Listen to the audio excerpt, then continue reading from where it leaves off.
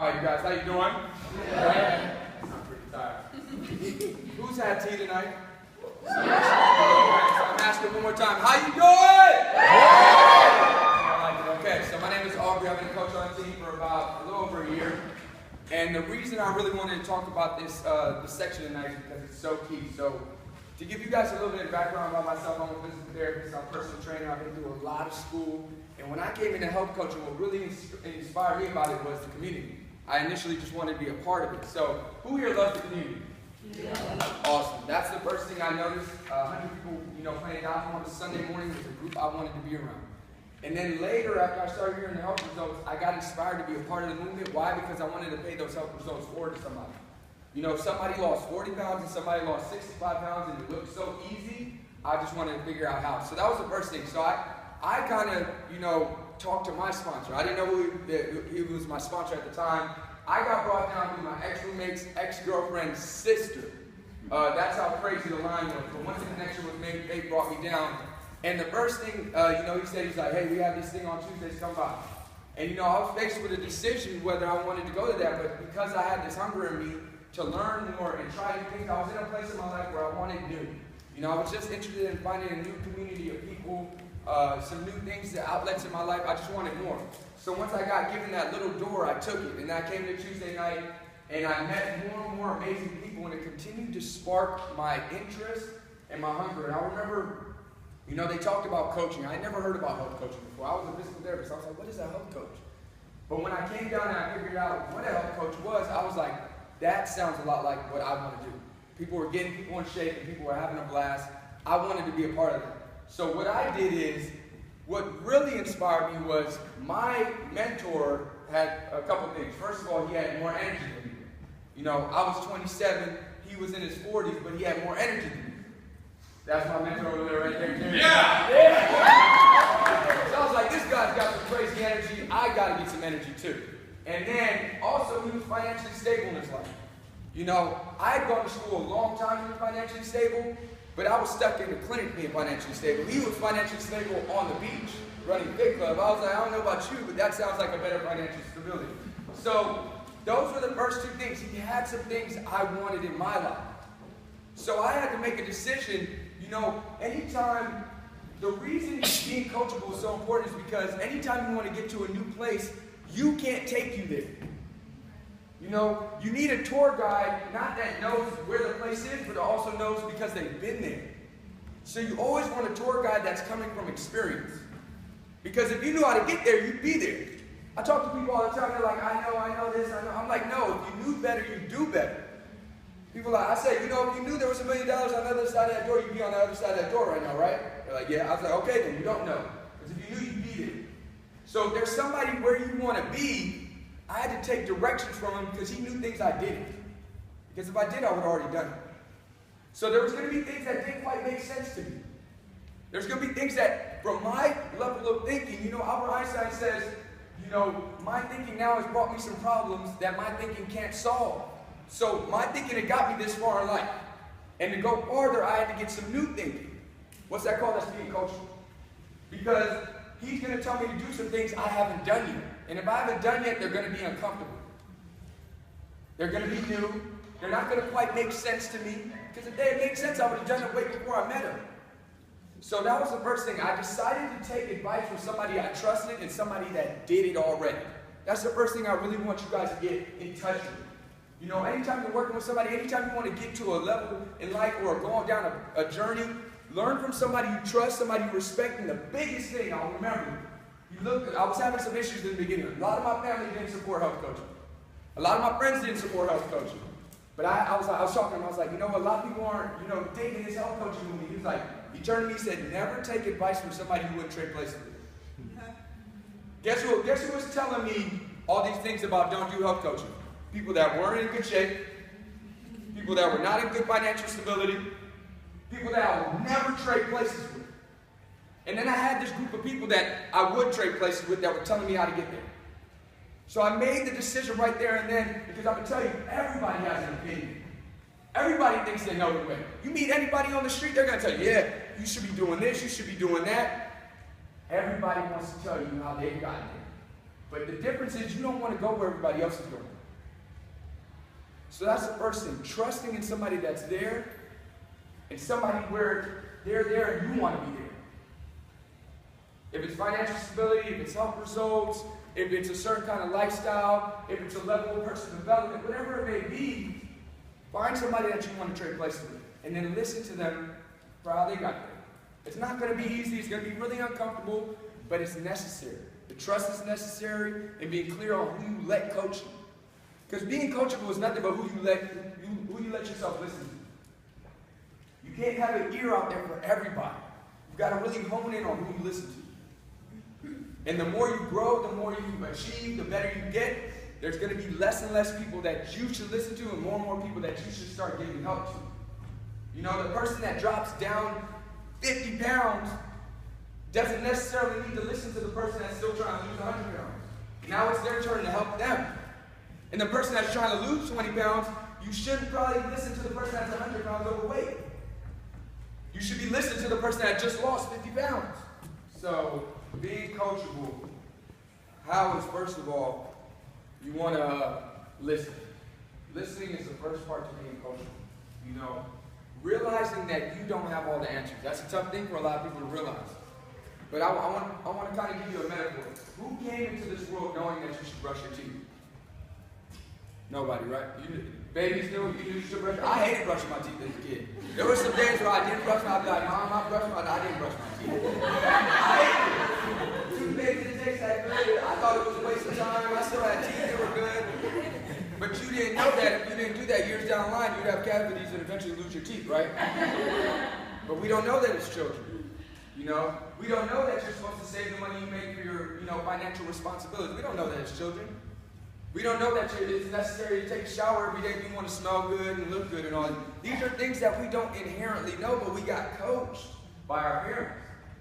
You know, it took that level of trust to surrender or to respect that some people may know more than you. And there will always be a point in time when people know more than you.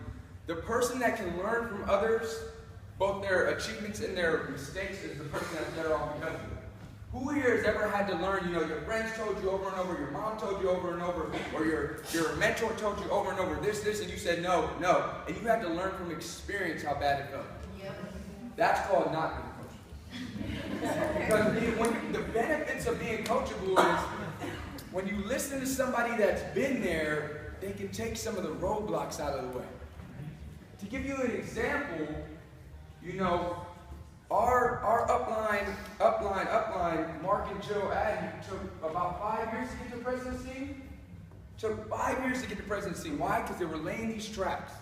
They were learning how to build a club. They were learning how to build a community. They were learning how to build a big club. And then they gave the opportunity for people to reach it in 2 years. Why? Because they took out a lot of They took out a lot of checkpoints. They took out a lot of obstacles. It's called the power of being coachable because they could see what happens when you go down certain routes. So when you're coachable, there's been so many times where I'm like, this doesn't make a lot of sense to me. I gotta buy this member pack, then buy a nutrition program. I just want to get grandma healthy. That was the first thing that went through my mind. I was like, I've had protein shake. Do I really gotta get some more? I just want to get grandma some shakes. But my coach knew that I had to have it in my system. I had to be a member, I had to know how it felt, so I would share it. Those were things that didn't make sense to me at first. But I was like, what? I'm going to listen to this guy because he knows what he's doing, and I'm not going to listen to me. Because listening to me has got me this far. Who here wants to go farther than they are right now? That means you got to be coachable. You got to listen to somebody that's farther than you on the path, so they can tell you when the ditch is coming. Because the benefit of that is you can sidestep the ditch and never get slowed down. The biggest benefit of being coachable is you move faster. And when you move faster, you're able to help others come on the path with you, and you're able to go further. If you're always stuck in obstacles, if you're always stuck in ditches, if you're always stuck in ruts, how can you ever get down the journey on the path? That's the person that's going on the journey with no tour guide. Whoever here's got lost. I get lost all the time until, I got the maps on my phone. I'm coachable all the time when the maps are on. I'm coachable. Give me the directions to here. Then you're coachable.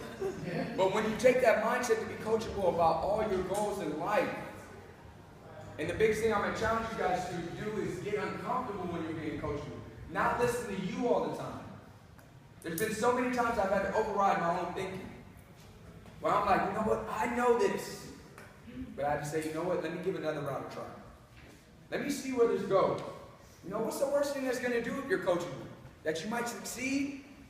You know, when they tell me about going to every event, I didn't want to be there every Saturday in the beginning. I didn't want to be there every Tuesday in the beginning. I remember my mentor sat me down for my 90-day plan. He's like, you got to be here every Tuesday, you got to be here every Saturday, you got to talk. I was like, man, I got like 2-3 jobs right now. I didn't want to do that. But he said if I wanted to get here, this is what was necessary. And I said, okay. Because I wanted that. I wanted the end result. And I was willing to take the directions there. It wasn't necessarily what I wanted at the time. But I knew what was necessary to get there. Now, guess what was going to happen if I didn't take the directions? I'm not going to get there. And so many people, they get upset. I don't know why I'm not making it here. I don't know why I'm not doing this. And I sit back and I tell them, did you do the instructions? It's like, who here is trying to put something from IKEA together themselves? How many times does it turn out like you're supposed to? And then finally, 2 hours later, you break out the instructions. Now I'm going to listen to you, and then it comes out in like 20 minutes. You got to take the ego out. The ego is the biggest thing. Ego. You think you know when you don't know anything. When you come from the place of you don't know anything, and you're the humble student, the more you learn, you can learn from anybody. Either directly or indirectly. Meaning by what they do, or learning what not to do through them. So always remember that everybody is a lesson for you, and appreciate them for that. Who here can ever admit or can relate with your mind wanders sometimes? Does anybody mind ever wander? Yeah. My mind wanders a lot. I'm always really buzzing around. And the more I've been reading about this, and anybody familiar with the subconscious mind? Yes. So the subconscious mind is what keeps us breathing while we sleep. Everything we process can only be processed so much from our conscious level of thinking in our frontal lobe. There's a lot of things like how the air feels against my hair, how the stage feels against my feet, whether the sounds are coming in on the sides or the front or the back. There's a lot of processing that you do subconsciously. And there's also a lot of thinking that you do subconsciously. And the more energy that you invest in the positive, in the commitments of the goals and the dreams versus the excuses versus the why you can't or why you shouldn't or why you won't will determine a lot of part of your life. So the person, who here knows the person that's always like, you know what, I just can't afford it. I just don't got enough time. You know what, I'm just not that kind of person. I know a lot of these people, and guess what? They always end up being that person that has no time, no money, you can't afford it, you can't be that person. Why? Because they made it so. Why? Because they focused on that. Why? Because they made excuses and accepted it. I'm not going to say I never make excuses. I'm not perfect. But what I do try to do is, excuses will never speed up the process. Excuses will never help you achieve. I've never known a person that makes a lot of excuses to be an achiever myself. I've never known an excuse that really got me through the day. Like, I made that excuse and then I got my goal, I achieved it. I don't know about you guys, but that never happens for me. Excuses slow me down. Excuses make it all right for me to not achieve. Excuses make it all right for me to not be the better part of myself. And excuses never serve me. Because there is no excuse. If you don't achieve, that's fine. There's always another day. If you don't, wake up at 6:30, but you wake up at 6:45 and do your, that's all right. But making an excuse for it isn't. I was just too tired. No, I'll do it the next day. And the more you allow yourself to make excuses and to get yourself off the hook, the slower you move in life. The less you achieve in life. The lower you put your standard for yourself in life. Because excuses, all they do is tell you that it's all right to not be great. Maybe I'm not that great. Maybe I need to make all these excuses because I just can't cut it. When I'm going to tell you, if you know you can, if you believe you can, then you can. There's nobody in this room that can't be great. Nobody in this room that can't achieve their greatest dreams. But there is everybody in this room that can't make an excuse for why they can't. And the difference becomes the person who makes the commitment to their dreams, the commitment to their better self, or the commitment to their excuses. And what you put weight on, what you allow your mind to sit on. It's like a muscle you have to work on. Where you let your thoughts sit. Where you let your thoughts lie. Do they lie in empowering things about, I'm committed to these goals. I'm saying I'm going to lose 10 pounds in 3 months. I'm committed to these goals. Okay, I fell off yesterday, but I'm right back on it. Or, you know what, I'm just kind of that overweight person. I always fall, so it's okay. I just like, pie a little too much. That's the excuses person. The person that lets their thoughts sit on them. It's all a choice. It's always a choice. But I'm going to tell you it's a choice that you can manually push to commitment. And it's hard at first. Just like the first time, who here's first workout ever in the gym or a big club was hard? It's supposed to be hard. Because what? You're building a muscle. Just like you're building your mind. So I challenge you to put more energy into your commitments than you do your excuses. Drown your excuses. Suffocate your excuses. Starve your excuses. They serve you nothing. And your commitment serves you everything.